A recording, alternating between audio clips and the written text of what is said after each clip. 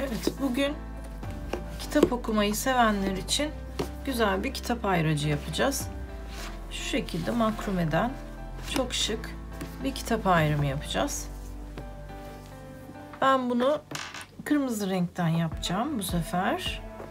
6 tane 3 metre uzunluğunda ip kestik. Bunları iki uçlarını bir araya getirerek ikiye böleceğiz. Hepsini bir araya getirdikten sonra bir tanesini alarak diğerlerini doluyorum ve düğümlüyorum.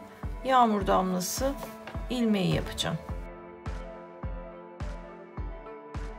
Evet, her iki tarafa da lütfen 15 tane yapalım. Çok küçük de olmasın, çok geniş de olmasın. 6. Bu tarafa devam ediyorum.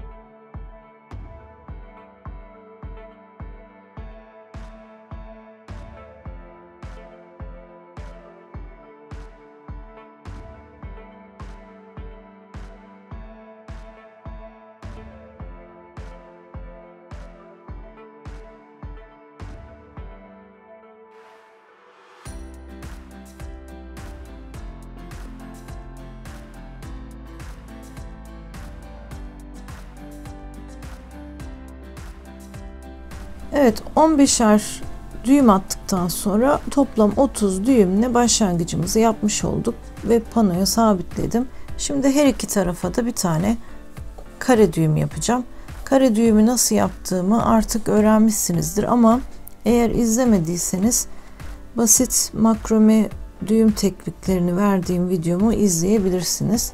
Oradan da bu kare düğümü görürsünüz. İki tarafa da birer kare düğüm atıyorum.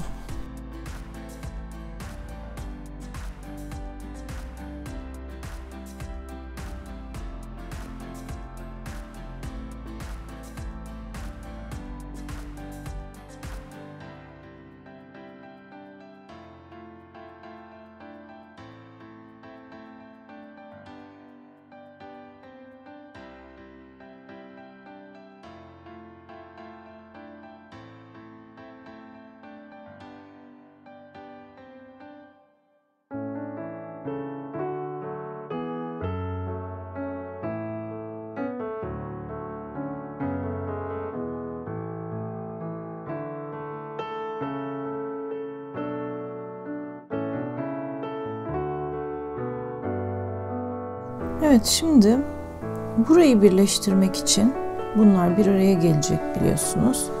Bir tane düğüm atalım ve tekrar bir düğüm daha atarsak bunları birleştirmiş olacağız.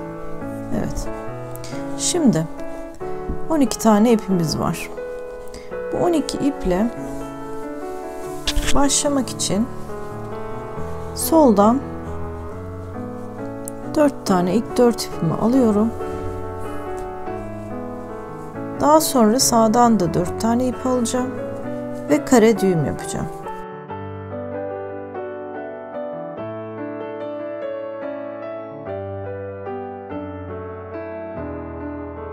Çok sıkmıyoruz bu modelde. Biraz gevşek aralıklar bırakıyoruz.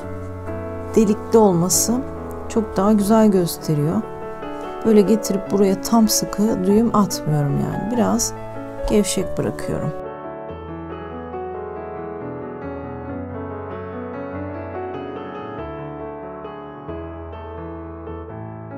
Evet.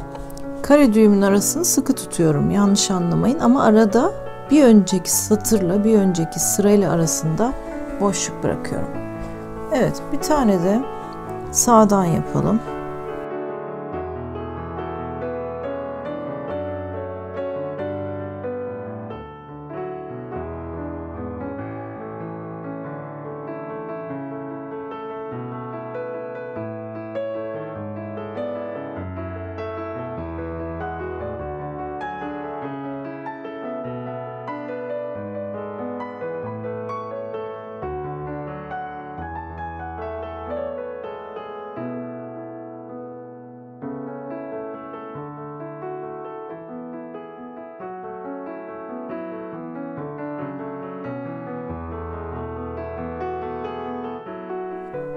Evet, iki taraftan da 4'er tane yaptıktan sonra 2 ip ayırıyorum yana ve soldan yine 4 tanesine kare düğüm atıyorum.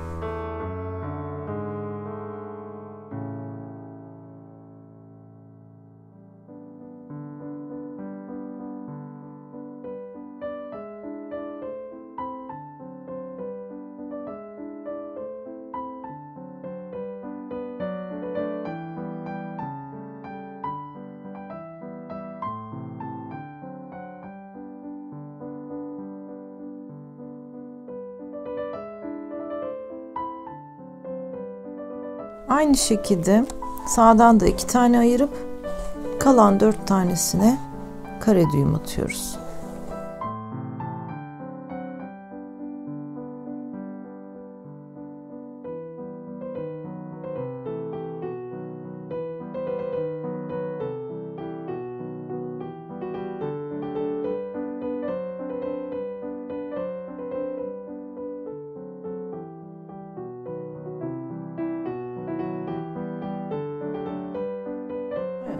Şimdi ortada bir araya gelen bu 2 ipi alıyoruz ve bir sağdan bir soldan yanına birer tane ip alarak yine kare düğüm atıyoruz.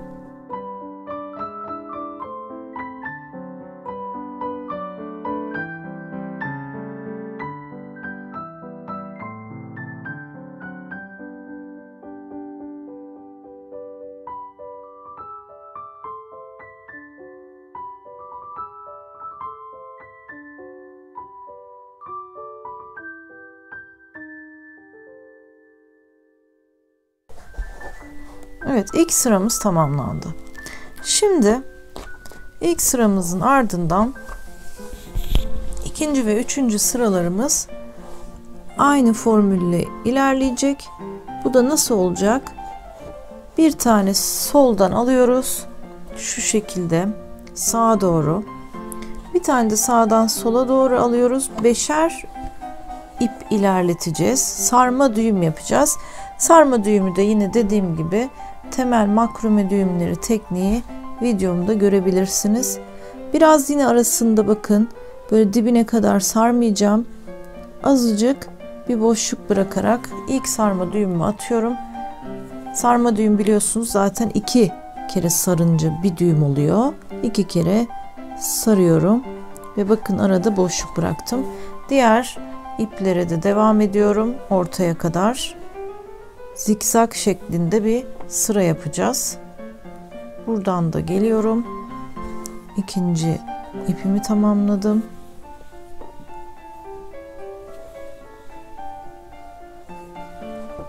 Üçüncü ipim.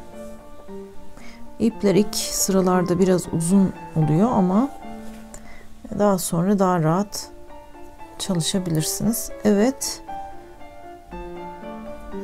Dördüncü ipimi de sardıktan sonra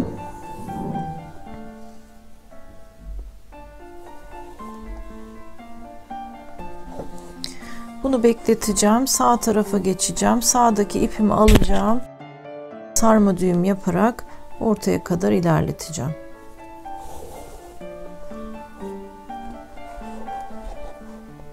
Evet, yine bakın bir önceki sırayla onun arasında biraz boşluk bırakıyorum. Tam dibine kadar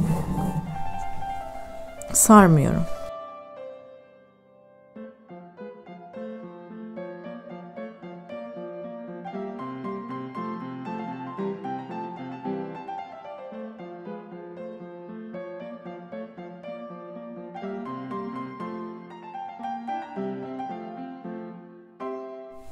Evet, dördüncü ipimi de sardım. Şimdi bu taraftan da 5. ipimi sarayım.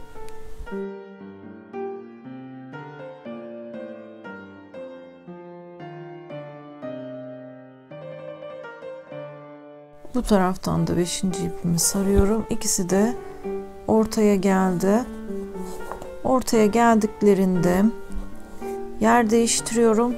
Yani bunun altına alıyorum. Sağdaki ipi soldakine sarıyorum. Evet, birinci sarma sıram oldu. Aynısını tekrarlıyorum şimdi. Bir buradan, bir buradan ve ortaya geleceğim. Evet, ikinci zikzak sırayı yapıyorum. Bu sefer bakın, bu iki sıra, yani birbirine sarma sıra bitişik olacak. Orada o boşluk, biraz önce bıraktığım boşluğu burada bırakmayacağım.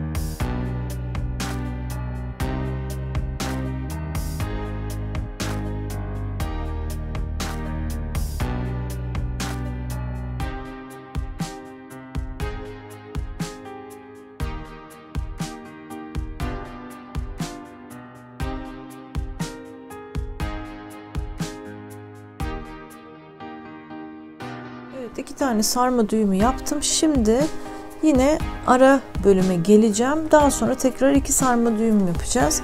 Burada yine ilk baştan 4 tane ipimi alıyorum. Ortadaki iki taneyi gergin bir şekilde sabitlemem gerekiyor. İsterseniz aşağıya takabilirsiniz klipsle, ya da isterseniz benim gibi iğneleyebilirsiniz, ama gergin olması kolaylık sağlar. Ve bir tane kare düğüm yapıyorum.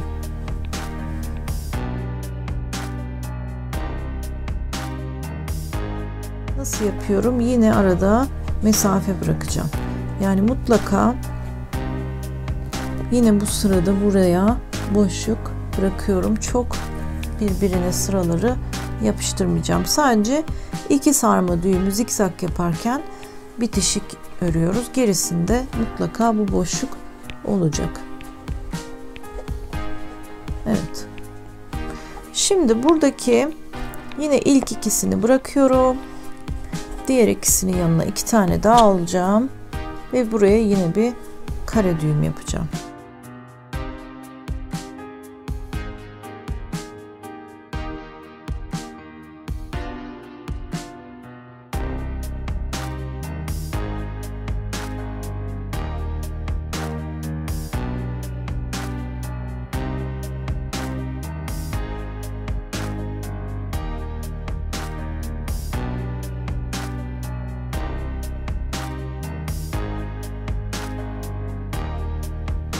Şimdi sağ tarafa geçiyorum. Sağ tarafın ilk 4 ipini alıyorum. Aradaki iki taneyi gererek yine bir kare düğüm yapıyorum.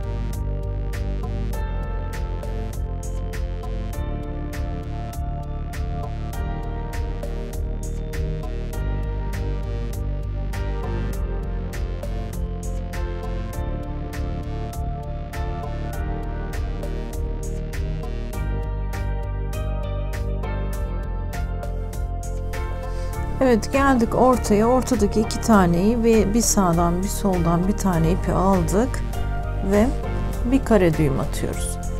Bu kare düğümden sonra bu sıranın da sonuna gelmiş oluyoruz.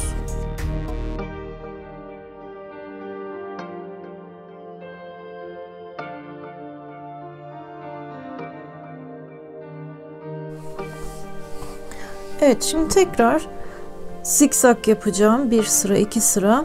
Mutlaka arada boşluk bırakarak zikzaka başlayacağım. Ama iki sıra arasında boşluk bırakmayacağım. Aynı burayı tekrarlayacağım.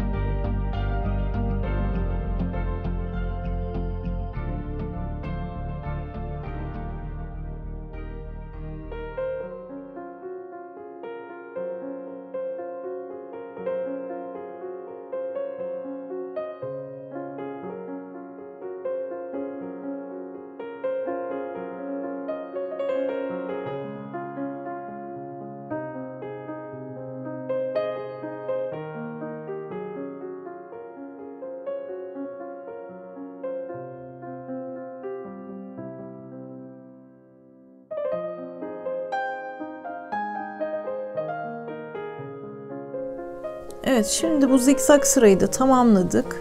Aynı şekilde devam edeceğiz. Yani bir kare düğümlerle yaptığımız boşluk bırakarak kare düğüm atıyoruz bir sıra. Sonra boşluk bırakarak zikzakları başlıyoruz ama iki zikzak arasında boşluk bırakmıyoruz. Bu örüntüyü sürdüreceğiz. Kaç tane yapabiliriz? 1, 2, 3. Ben ortada bir tek sıra zikzak yaptım burada. Model farklı biraz. Ama 1, 2, 3, 4, 5, 6, 7, 8 tane yeterli olacaktır. 1, 2 yaptık. 6 tane daha zikzak sıradan sonra artık alt bölümüne geçebiliriz. Sürdürüyoruz bu şekilde. Evet, örgüyü tamamladık. Artık altını kapama zamanı geldi. Bir tane ipimizi alıyoruz ve burada dolayarak burayı kapatacağım.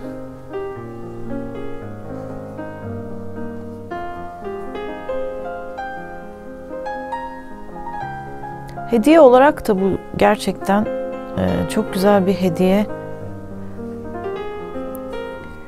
Kendiniz de kullanabilirsiniz. Her şekilde çok şık, çok güzel. Artık her şey biliyorsunuz çok basitleşti. Her şey plastik. Plastik kitap ayraçları. Herhangi bir şey kıvırıp da kullanılıyor. Yani ama bu gerçekten el emeği ve çok kıymetli bir kitap ayracı. Dediğim gibi ister hediye edin, ister kendiniz kullanın.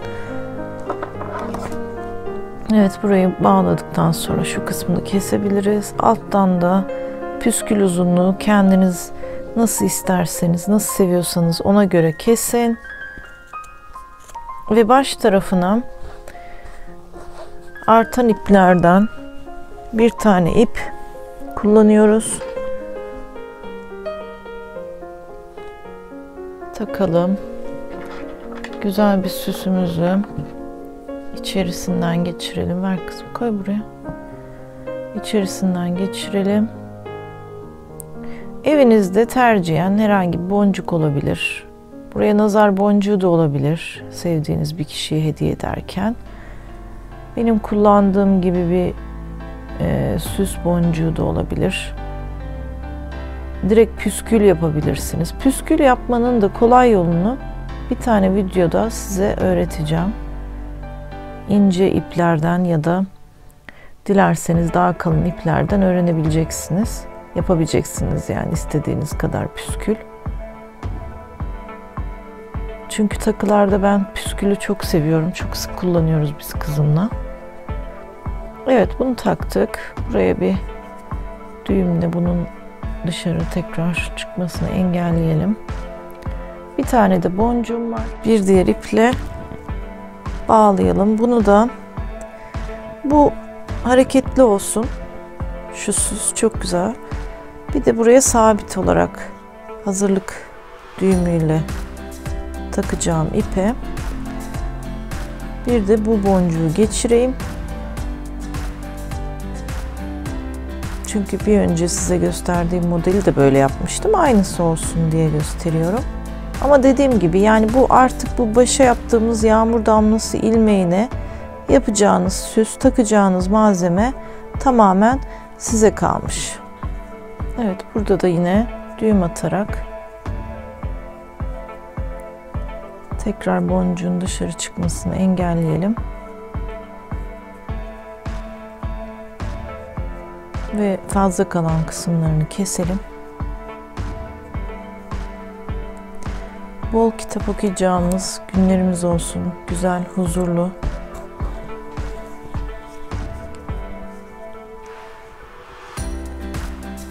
Evet. Kitabımızı göstereyim örnek olarak. Çok rahat kullanabiliriz. İki tarafından da dışarı çıkıyor. Daha kısa kullanmak isterseniz ona göre yapabilirsiniz. Kitabınızın ölçüsüne göre ben burada daha kısa yapmıştım bu modeli. Böyle de kullanabilirsiniz. Böyle de kullanabilirsiniz. Evet, güzel günlerde kullanmanız dileğiyle.